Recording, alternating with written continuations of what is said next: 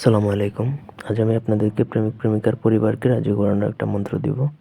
দেখা গেছে যে আপনি আপনার প্রেমিক অথবা প্রেমিকার পরিবারের প্রস্তাব পাঠাইছেন কিন্তু তার পরিবার রাজি হচ্ছে না অথবা আপনার পরিবার রাজি হচ্ছে না। ধরুন কোনো ক্ষেত্রে ২ পরিবারই রাজি হচ্ছে না। সেক্ষেত্রে কীভাবে তাদেরকে রাজি করিয়ে সুন্দরভাবে আপনাদের বিয়েটা কমপ্লিট করবেন তার জন্য এই মন্ত্রটা দিচ্ছি। পুরো ভিডিওটা সবাই না টেনে শেষ পর্যন্ত দেখবেন। আমার চ্যানেলটা সাবস্ক্রাইব করবেন, লাইক, কমেন্ট, শেয়ার করবেন।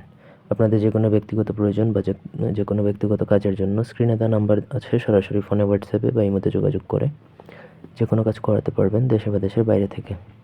একটা মন্ত্র আছে, ইয়া দেবী মহাকাল সর্বভূতেশ্বরী সিদ্ধিতে হোক সহায় প্রিয়তমেত্রং পরিবার পরিজন কুল কুল জগৎ মোহন বিদ্যা সিদ্ধি। অমুকের জায়গায় যার পরিবারের কথা, আপনার পরিবার হলে আপনার পরিবারের আপনার নাম বলবেন, আর আপনার প্রেমিকার পরিবার হলে তার নাম বলবেন।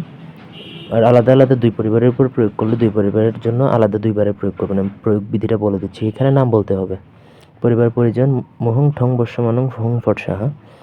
তো এটা হচ্ছে মূলত ৭টা নদীর পানি একত্রে সংগ্রহ করে সেই ৭টা নদীর পানির উপরে এই মন্ত্র একবার পড়বেন, একটা ফু, ২১ বার পরে ২১টা ফু দিয়ে আপনি যে পরিবারের জন্য করবেন সেই পরিবারের প্রত্যেককে খাওয়াতে হবে যেকোনোভাবে। আপনার নিজের পরিবারের জন্য করলে আপনার নিজের নাম সহকারে মন্ত্র পড়ে আপনার পরিবারকে খাওয়াতে হবে। এখানে ৭টা ট্যাপের পানি, ৭টা ফিল্টারের পানি এগুলো দিয়ে হবে না। খাল-বিল দিয়ে হবে না, পুকুরের পানি হলে হবে না। ৭টা নদীর পানি সংগ্রহ করতে হবে। ১ ফুটা হলেও ৭টা নদীর পানি আপনার নরমাল পানির মধ্যে দিতে হবে। তারপরেই এটা কার্যকর হবে। এটা ৩ দিনের মধ্যে কাজ করে যত কঠিন ফ্যামিলি হোক না কেন রাজি হবে একসাথে, ১০০০% গ্যারান্টি দিচ্ছি। তবে নিয়মের ক্ষেত্রে কোনো তারতম্য করা যাবে না। যেই নিয়ম বলা হয়েছে সেই নিয়মেই আপনাকে প্রয়োগ করতে হবে। নিয়মের ক্ষেত্রে কোনো ব্যতিক্রম ঘটালে আপনার কাজ ১%ও হবে না, এতটুকু নিশ্চিত থাকুন। তো এই ছিল আজকের ভিডিও। ধন্যবাদ সবাইকে আমাদের সাথে থাকার জন্য। আল্লাহ হাফেজ।